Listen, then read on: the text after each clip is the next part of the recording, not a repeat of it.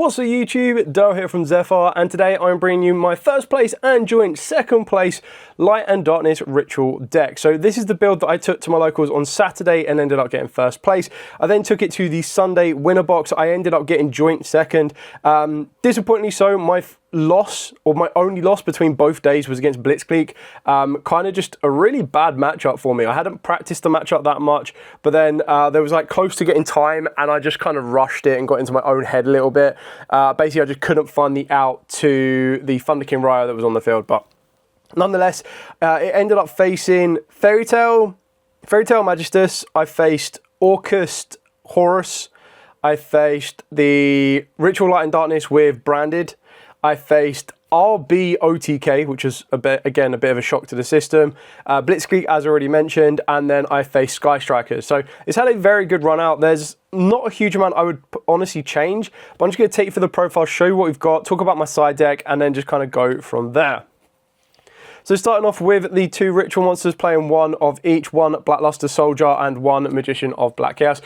Personally, 1-on-1 is more than enough. You never really want to be seeing multiples of these, like you can recycle them well enough. The only way you can't recycle them is if they're banished face down, which ironically did happen against me because another matchup that I didn't mention that I played was against Power Patron, and I actually banished one of them face down, which was really annoying. Then we've got the free Griffo. So this is your consistency piece, being able to discard this during either player's turn, which is nuts, to get you access to your Mind Shuffle, and then you can use Mind Shuffle turn 0. One card that I kind of didn't use the entire weekend was the Chaos Hats, and I'm actually tempted to put the Chaos Hats back in. I was relying on some different cards for going first in my side deck rather than the magical hats, and the idea was that with the hats you would basically have a bit of protection from like a different card effect, but it's just something that I haven't needed, never really used, but it is a consideration that you might want to consider siding in. I personally didn't. Then we got free Black Chaos. This card's just crazy powerful. Giving you access to your Mind Shuffle from grave or deck is really important, but then also being able to summon itself down by putting your one of your rituals from grave or deck back into hand back into the deck is insane. And then the fact of the matter is, it can then non-target banish 2, and it has to banish 2, so if they get rid of one of them, it can't do anything. But I usually, more times than not, always make sure that when I'm summoning this, I've got the Ritual, Light and Darkness Ritual in the graveyard, so it's completely unaffected. So this card's just insane. 2 Skull Archery of Chaos. I see this card in my hand way too much than I need to. Yeah, of course, you still activate Mind Shuffle, you add, you discard this guy, you send the Ritual from deck to grave, and off you go. In this particular version of deck, I decided on the Sunday I took out one Ritual. On the Saturday, I was playing a 42 card deck with a second Ritual in the main deck. I might go back to that, I don't know. There was just a couple of times where during my opponent's turn, I'd want to add the Skull Archery and then discard, and it never really came up. But I suppose at that point you just jump and grab the Ritual monster, but then you still want that discard. It was, you know, give and take. A card that I really liked was Celtic Mystic. My opponent always let this resolve. And I was like, bro, really? You're going to always let me resolve my Graceful Charity? Now, in the Blitzkrieg matchup, I drew into a second Ash and a second Fallen of the White, which I'd already used. So that's the downside of it. In other matchups, I drew into like cards like Seal Polymerization. So it's give and take, but I love how good it can be. I really do like the card, so I don't think it's an absolute necessity. I feel that if you are playing the branded version, you don't play this card. I just really like it. 1 Light and Darkness Ritual, 2 Mind Shuffle. You usually side out the second when you know you're going second, which I don't have much of an issue of. Then you've got your 3 Ragged Records of Right, so pretty much give you access to 3rd Griffo, 3rd Black Chaos, like searches out pretty much your entire deck. On the Saturday, I was playing Soul Resonator to search off of the Crimson line. On this one, I went back to Crimson Call, just because the Soul Resonator clashed with me a little bit on the Saturday. There was a time where I had the Celtic Mystic and I had Soul Resonator, and I was like, my hand is so fragile if my opponent hits either of these. But I needed the Soul Resonator to bridge me, to guarantee bridge me into Light and Darkness. Whereas today I went with Crimson Call. I saw it once. It was quite nice because I top decked it while I had a Griffo in the graveyard. I'll just add the Griffo back, but it's to each their own, really. Then for the Albaz package, I played a very small Albaz package of 2 Fallen of the White, 1 Fallen of Albaz, and then just 1 Ecclesia. I think this is the minimum you can play, but the fact that this leads you into Fallen of the Virtuous is just what really makes it so good. Yes, of course, I do like the direct bridge that this gives by going into Crimson King. The targets off of this that you can go into is Crimson King. You could go into the Ecclesia and the Darkest Dragon, or you can go into the 3 Champions of Sword Soul. Literally, if you don't have access to your Light and Darkness route, you go Crimson King.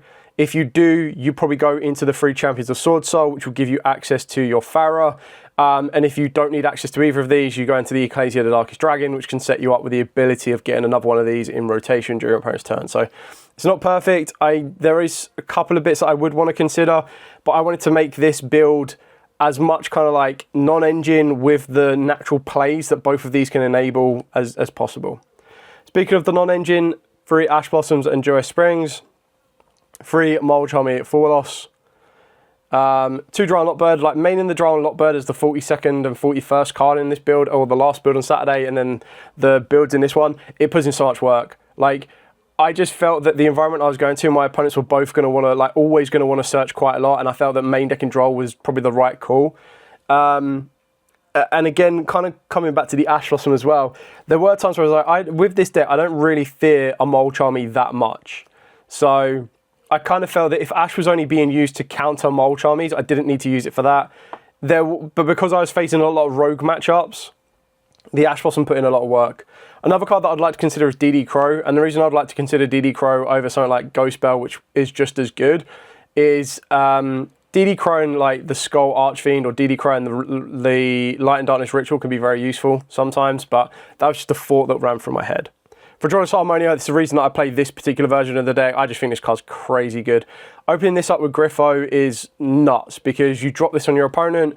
Not only do you set up with 2 disruptions because of Destroy and then whatever synchro you send, but then also using the Griffo to get you your Mind Shuffle to then return this back to your hand and then get you access to either your Dark Magician, your Magician of Black Chaos, or of course your Blackluster Soldier. It's just, yeah, a bit over the top. It's crazy good.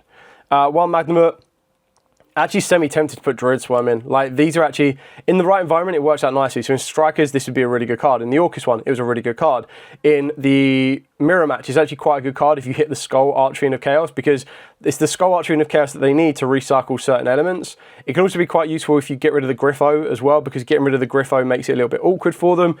Yes, of course, if you do that with the Skull Archfiend of Chaos access, they just recycle it. But there are times where maybe they need that Griffo in the graveyard to use it as the full fodder, or they're going to want to try and add the Griffo back to the hand with the Light and Darkness Ritual in order to get the rotation going. So I just really like Magnamut. It's absolute, in my opinion, in this build, it stays in the main deck. Druid Sword is something to consider.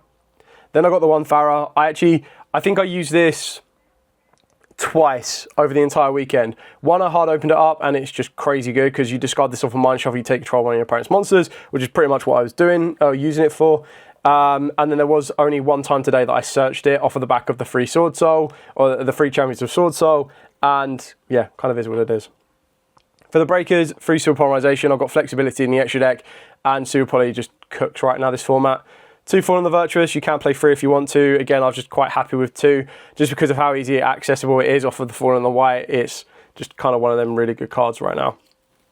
There was a couple of things that I was considering. So Super Polymerization, shout out to Terry. Terry is playing Starving Venom, and I was like, that's quite a good option for the Super Polymerization target. For me, I was just playing generics and then targets off of the back of the branded lineup. So for the synchros, as already mentioned, so we've got the 3 Champions of Sword Soul, we've got the Ecclesia and the Darkest Dragon, we've then got the Crimson King. I'm also playing the Red Dragon Archfiend because I felt that if my opponent activated a monster effect, to tag out my Crimson King into the Red Dragon Archfiend gives you that 6k absolute powerhouse. But if you don't want to play this, you can very easily sub that out, and that'll be your Despian Lulu Walif, which I was choosing not to play. But that's entirely up to you on how you'd want to do this. The other targets to come off of the back of Harmonia, we've got the Malong, the Packbit, and the Wind Pegasus Agnista. I did have Chaos Angel in this build, and this put in so much work for me.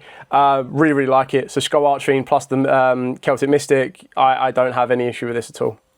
Then for the targets for the Fallen the Virtuous, your Albaz and everything else, we've got Titaniclad, Ashen Dragon, Albion, Rinbram, Mirror Jade, the Dragon that devours the Dogma, and then the 2 Super Polymerization targets in the form of Mud Dragon and Garura. Like, both of these are what they are. I like the idea of Starving Venom, but you kind of need to add the generic options. What I liked about all of the... Very rarely did I make Mirror Jade, but when I did, obviously what you need to remember is after you've used Harmonia, you can't use Monster's Effect, especially from the extra deck, until the end of your next turn, which is fine because then Mirror Jade can then just be activated during the next turn. So you have to be cautious when you make this, But again, Mirror Jade is as powerful as a boss monster as you could need for the branded, which is why you play it.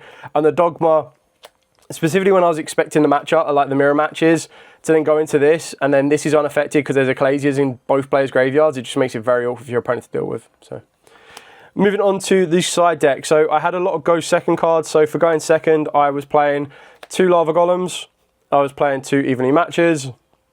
I was playing 2 Lightning Storms. And then I was playing 3 Pot of Sloths to kind of get access to all of these. So I think with Pot of Sloths, I think there was a time where I ended up drawing 10. It's one of them ones that instantly baits out an Ash. Whether you need it or want it to bait out an Ash or not is a different story. There are certain decks that will set up Omni Negates, and that's when you need to rely on the Lava Golem more than anything else. For the builds that can't set up Omni Negates, you want Evenly Matched for the mirror match. For decks like Sky Strikers that have the spells and traps, you want your Lightning Storms. So you can flex these around as you see fit, but Pot of Sloth is just crazy good. For going first, I was on 3 Solemn Accusations, 1 Solemn Judgment, and then I was still on the Froric Advent and Anti-Spell Fragrance, but I never used either of these. The idea is that if you go first, you'd go for the 3 Champions of Sword Soul, you search out the Froric Advent, you then tribute off the Sword Souls to summon down the Froric Advent, you then bring back your Skull Archune of Chaos, you tribute off the Skull Archune of Chaos, you get your Anti-Spell Fragrance, and then you want to get your Dark Magician of Dark Destruction, Black Chaos onto the field. And then in doing so, that protects the anti-spell from being hit with the Fallen and the Virtuous. So when you go draw phase, flip the anti-spell, they can't really get rid of it. And again, it's for these particular matchups. So, and in the Sky Striker matchup, it would have been quite useful. It also helps you against certain breakers. Another option that Terry was considering was the Deer Bells, because obviously it makes your opponent set a card, and then you have that option to destroy it, and it also means you can play around evenly matched. But these are kind of like, the Accusations of Judgments are my outs to the evenly matched. But I feel that the chaos, the Magic Hats, the issue that I had with it, and Shane obviously said this as well, is more so for the Azamina version, but even in this version, for the hats to be effective for you, you have to end your turn with either 2 monsters in the main monster zones, or 1 monster in the main monster zone, 2 in the main monster zone and 1 in the extra monster zone. So you kind of have to really, really preemptively build that, and I think at that point your opponent probably knows that they're there. But I do feel that there are times where I'm like, every time I activate Griffo, people are expecting the Mind Shuffle. And then if I go for the Chaotic Magic Hats, a lot of people will be like, oh, that's still a card. And I'm like, yep. So I still want to test it. I don't know where I'd fit it in. I definitely wouldn't main it. I think it's a card that would definitely be considered for siding. But I don't know, it's something to look at too. The other thing you've got to remember is the amount of spells and traps that you can play in your deck that you could set off of the back of it, because you still need to set 3 spells. With different names, which at the moment, I think that's everything apart from the ritual spell itself. So in this particular build, Crimson Core as well, I'm only playing these, and I don't really want to be setting a Fallen of Virtuous. I mean, technically you could, because then you use your Dark Chaos, Black Chaos to add it back. So, but I feel that the ones that I'd want to go for is Crimson Core if I don't need it. I'd go for the Ragged Rights of Records and then build on from there. But it also does mean that you book your own monster, which is kind of an interesting way of doing it. Anyway, that's pretty much it for the profile. Straightforward, simple. Like I said, so match number 1 on Saturday was Fairy Tail, Magistus. I opened up, like my hand was pretty cracked going game 1 because I opened up Griffo and Harmonia. Game 2 was Harmonia and Ash, and they had seen enough. The Power Patron was a bit of a grind on that one, a lot of back and forth, but I ended up winning that. Round 3 was up against Orcusts, and in that matchup, again, it was just a very nice, like a very good game of Yu-Gi-Oh! A lot of back and forth. I was able to come out the winner of that one. And then the final round of the Saturday was the mirror match, but obviously they were on the heavier branded version. And again, I just opened up really, really well and was able to kind of stoke the fire out before it even got there.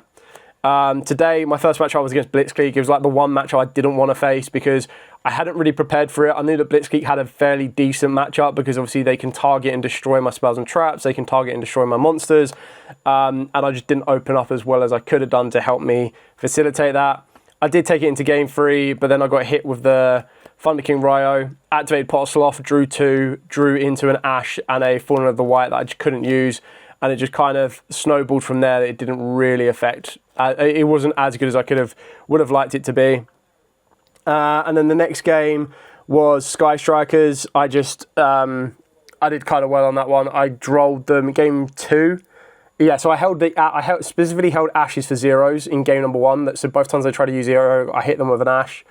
And then in game number 2, they went first. I hit them with droll. They set 5. I hit them with lightning storm, which got rid of an accusation. I then synchro summoned into the free champion sword soul. That got hit with judgment. And then I had black chaos. So I was just able to keep pushing and pushing and pushing.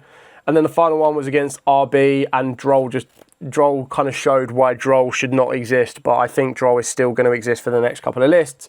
And I literally just they went search, I went Droll, they couldn't complete the OTK. Then in game 2, they went first, they searched, they got hit with Droll again, they couldn't complete everything, they left on 2 fields, I top decked Lava Golem cleared the 2 off, and then I had the Ragged Rights of Record, so it was like, if they have an Ash, this is going to keep going, and if they didn't, which they didn't, I was able to kind of push them for the win.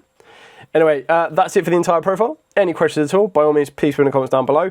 I do have a very, very spicy build coming up, which will involve light and dark worlds. So, yeah, very, very spicy kind of combination, and I'm going to be doing that next. So make sure you check that one out. I'll also do a test stand video as well, so you can see how that deck actually performs, because it is very, very spicy. Anyway, for now, thank you so much for watching. Do like, comment, subscribe, share. Till next time, as absolutely always, stay safe, and of course, happy dueling.